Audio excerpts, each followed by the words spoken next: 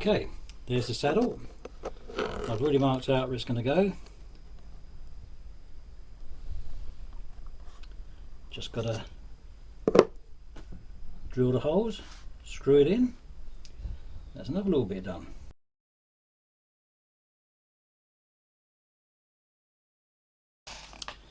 That went off to the side.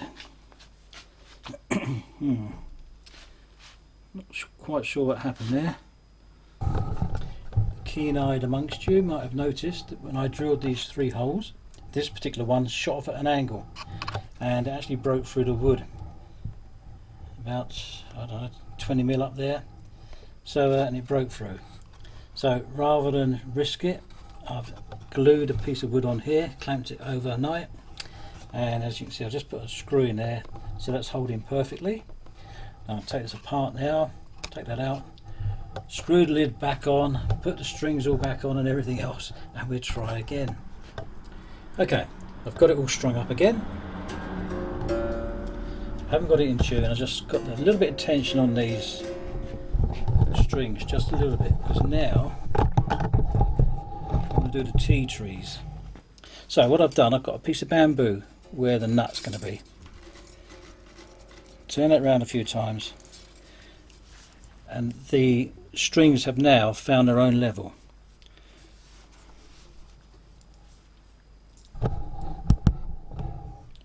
So as you can see, the base string has got to come out there.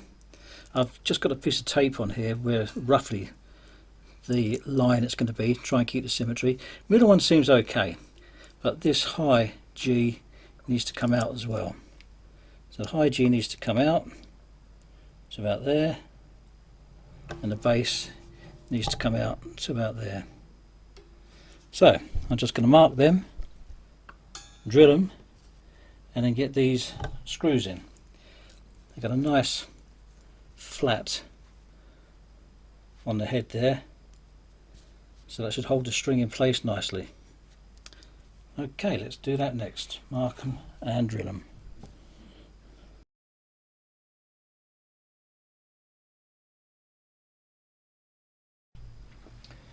Okay, I've got quite a bit of string rattle to sort out down here, but we're going to see if I've got the intonation right.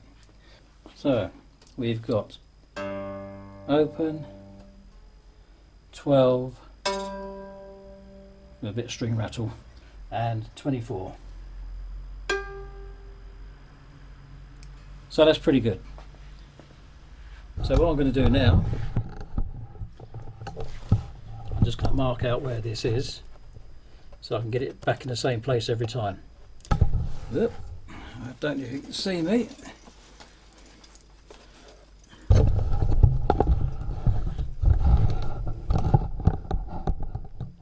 I have no idea if you can see me or not. I still haven't got the nut in properly. Got the string trees in. Getting tension down on these strings here. But even now, it sounds like a guitar. Move that string out of the way.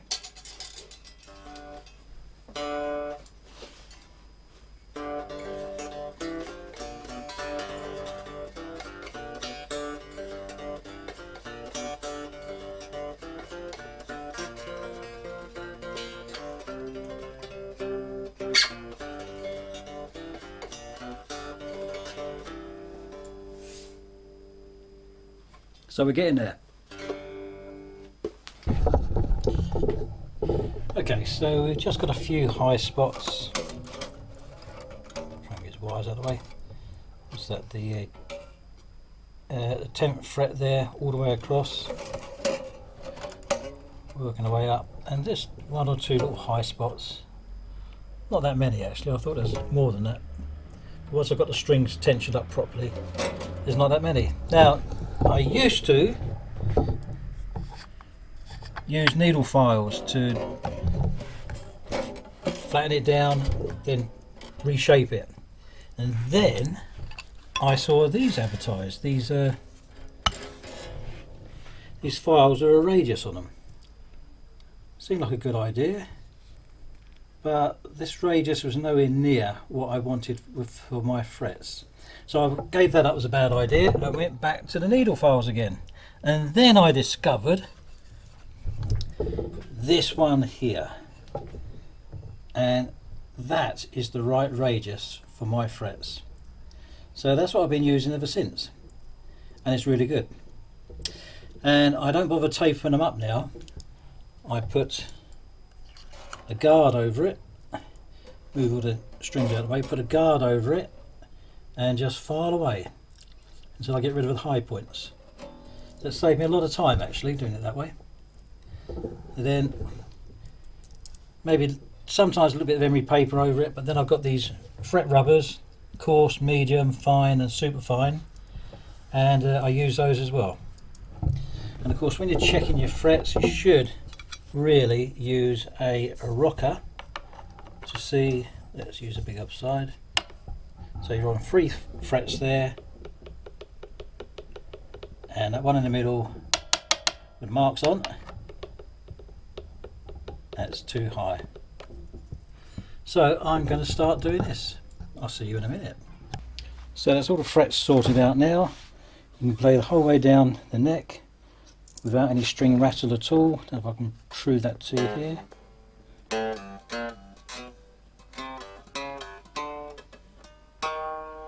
Have my hands on the way.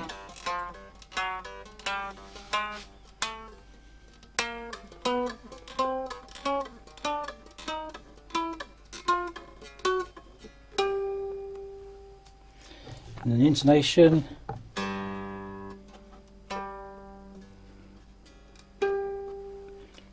is perfect. And that's the same for the other 2 strings as well. So that's it. Now what we're going to do next is clean up this fretboard because it's got a bit dirty with the work I've been doing. The reason I did the fretboard at this stage was because if you get a magnetic pickup on here on the guitar, then all your filings or whatever are going to be sticking to that, so you don't really want that. So yeah, I didn't want that all happening there. So what I'm going to do now is take it all apart, find out where this, hang on, let's just turn you around a bit, take it all apart, clean up the neck completely and give it a few coats of varnish or lacquer or something on there on the neck once it's all cleaned up. Then where the bridge is there, I've marked all around it, so that's okay, so I know exactly where that is in relation to the neck underneath. And I'm going to drill a hole through the centre into the neck, just a tiny little hole, so I know exactly where it is on the neck, and then I can do a little relief in there on the neck and find out exactly where the pickup is going to go as well. Right, we're at that point now where I need to put a bit of protection on this. I'm going to use this Mod Podge. Never used it before. I should give it a coat or 2 of this, and hopefully that will protect it a bit. There's only cardboard at the end of the day, and all these corners are going to get marked if we're not careful. I've had it quite a while actually, so I don't know if it's any good or not. Okay, wish me luck.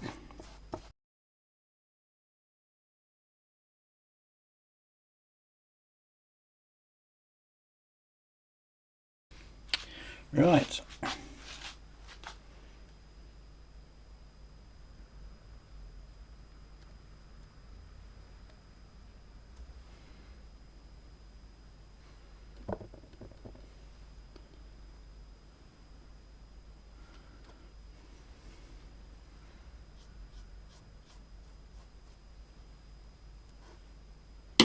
Oops.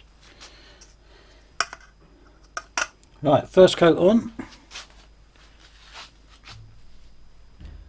Hopefully it's going to dry back clear.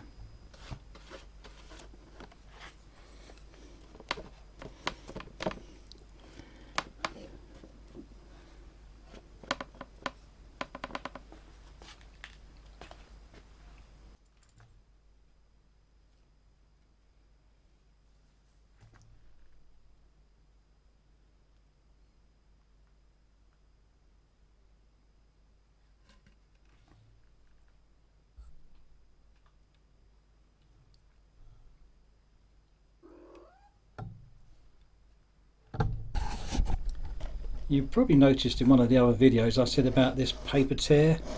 You couldn't really see it, but now I've put a coating on here, this Mod Podge, it really stands out. So I'm going to try and glue that section there onto it. See if I can disguise that in a little bit more. Hopefully it'll work. We'll find out. What I'll do first, I'm just going to put some stuff on here separately, let it dry, then offer it up and see what sort of colour we get, colour differential we get. If it's still too stark, then I won't bother.